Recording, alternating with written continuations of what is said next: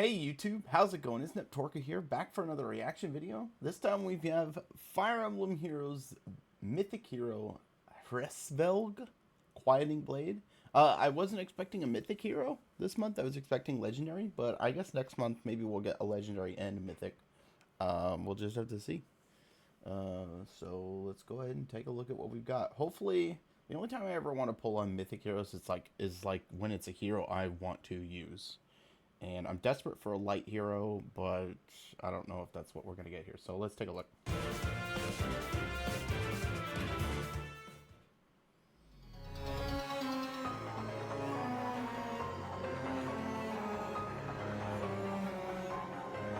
She looks good. Whether saving a life or ending it, the function of a blade is the same. There we go. Fighting Claw, Nimble Beast. Alright, let's take a look at these. Quieting Claw, accelerate special trigger at the start of turn if unit's HP is greater than or equal to 25%. Inflicts special speed defense -7 exposure, and a penalty that neutralizes non-special if foe will reduce a unit's HP to 0. Unit survives with 1 HP. Effects on nearest foe and foes within 2 spaces of them through their next actions. I don't know if that's needed right now. Okay. At the start of combat, if unit's HP is greater than or equal to 25%, grants Spectrum +5 to unit and inflicts attack speed defense -X on foe. X equal to the number of foes within 2 spaces of target with bonuses or penalties active on them. Excluding target, ×3 +4, max 10. Deals Y damage. Y equal the total number of bonuses and penalties active on a foe and any foe within 2 spaces of the foe. Excluding stat bonuses and stat penalties ×3. Excluding when dealing damage with an area of effect special. Reduces damage from attacks by 40% and reduces percentage of foes non-special. Reduces damage by X% skills by 50% during combat. And then the unit transformation. There's a lot there to make this unit really hit hard. So huge. Very low on any type of support. It neutralizes an effect that isn't really popular right now, and instead just does massive damage. So we'll see how it translates into other stuff. We have Nimble Beast, a new special. Boosts damage by X% of unit speed when special triggers. If transformed, X equals 50. Otherwise, X equals 40. If both of the following conditions are met, reduces damage from foes' first attack by 40% during combat. Unit or foe's special is ready, or unit or foe's special is triggered before or during combat. Unit is transformed, or unit speed is greater than foe's speed -4. That's really annoying. How you've got... So if the unit or foe's special is ready, and you're faster than them by 4, you get 50, or you get the damage reduction of 40%. If the unit or foe's special is triggered before combat and you're 4 speed faster, then you get the, like, it's just, there's like 4 different ways in which this can activate. I just kind of wish it was simplified. All right, let's see what else is in the kit. Okay, we have attack speed fortune if unit can transform. Transformation effects gain if unit is within 2 spaces of a beast or dragon ally, or if number of adjacent allies other than beast or dragon allies is less than or equal to 2 as a trigger condition. Okay, wait. Let me read that again. If unit can transform, transformation effects gain. If unit is within 2 spaces of a beast or dragon ally, or if number of adjacent allies other than beast or dragon allies is less than or equal to as a trigger condition. Okay. Correct me if I'm wrong, but that just like widens their trigger conditions. Let me know in the comments, because I'm a little confused on that one, but it seems like okay, you can have at least 2 you can at least have 2 other units near you that are not beast allies in order to trigger. I think that's how it works, but I'm not quite sure. This type of skill has been on a different unit, but I didn't care much for the unit, so I didn't quite understand how it was functioning. If unit is transformed or if foe initiates combat, grants attack speed +8 to unit and neutralizes foe's bonuses to speed and defense during combat and restores 7 HP to unit after combat. Nice. We have speed and defense near trace 4, and then we have Divine Talon. Here we go. This is what usually makes a unit right now. At start of turn, neutralizes any penalty effects on unit and allies within 2 spaces of unit. Okay, that's huge. And deals 1 damage to unit and allies within 2 spaces of unit. Okay. I guess this is making it a... Ooh, okay, so this is a really good setup for Gale Forcing teams. At start of turn, grants unit can move 1 extra space to Dragon, Beast, Infantry, and Armored allies within 2 spaces of unit.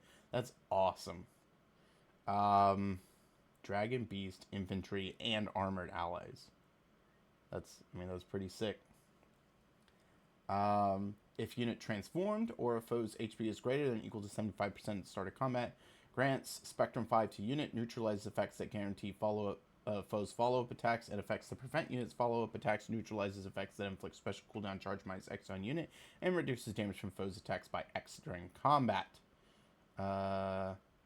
So flat damage reduction, X equal the number of spaces from start position to end position of whoever initiated combat times 4, max 12. And also, when foe's attack triggers foe's special, reduces damage by X. So this is a unit that can definitely go in, deal a ton of damage, and survive the counterattack, which is a lot of the way some of these tanks have been working.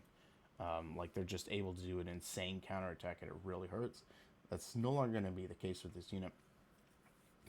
So the buffing of this unit at start of turn neutralizes penalty effects. I don't know if this is like FeH, but it's very close to FeH. He just neutralizes penalty effects at the beginning of the turn. So wait. Excluding penalties inflicted at the start of the same turn. Okay, so not quite like FeH. I think FeH does that.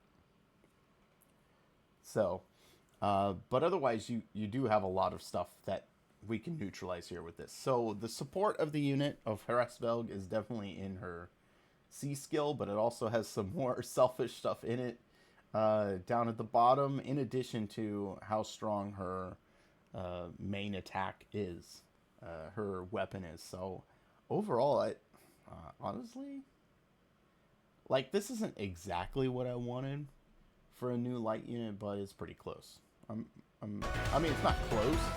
It's not exactly what I would have liked, but it's extremely strong, and it'll definitely be an upgrade to whatever I have now, which I think I'm, like, using Ash.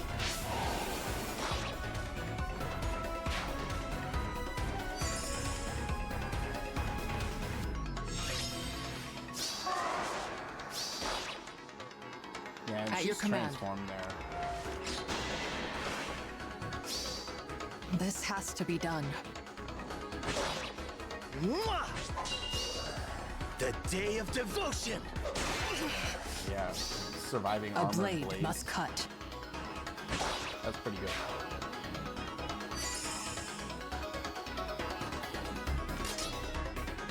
Shall we? That's definitely welcome, considering Ratatasker is so bad. I just hope there's other better blues cool.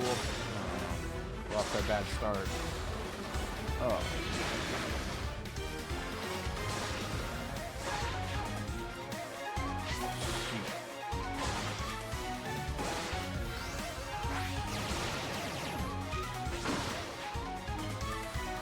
Well, that ruined things. Let's see. I can already tell you right now that I think Greenpool is, I think, the strongest of this batch. Because it has Hraesvelgr, which is extremely good. It has Erica.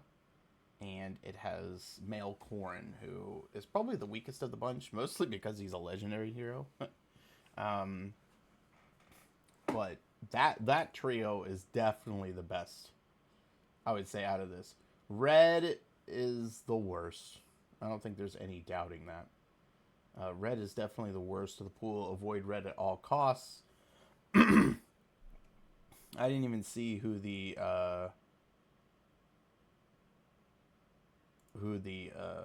other guy is. Like, that was Edward. And this through the cow was Ford. See, I don't even remember that unit.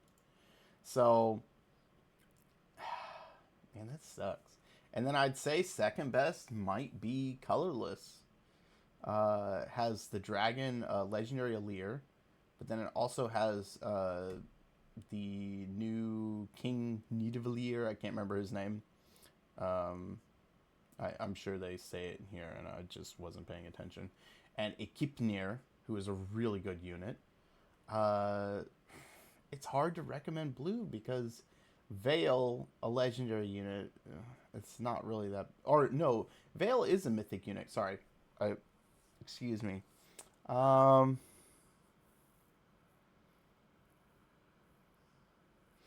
Ursula really is a letdown. Like, I have that Ursula.